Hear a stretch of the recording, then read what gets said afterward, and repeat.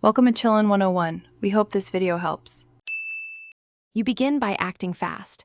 Power cycle both modem and router. Unplug for 30 seconds, then reconnect because many drops clear immediately. Next, inspect Ethernet and power cables for damage and snug connectors.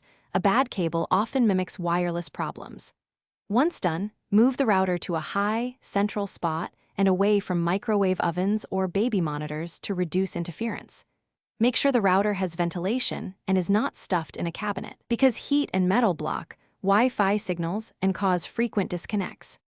You now tune the middle layer, log into the router and update firmware to the latest stable release. This fixes bugs that cause drops. Then change wireless channel on 2. 4 GHz try channels 1, 6, or 11. On 5 GHz pick a less crowded DFS-enabled channel to avoid neighbor interference. Next, disable power-saving Wi-Fi options on laptops and phones because aggressive sleep kills sessions.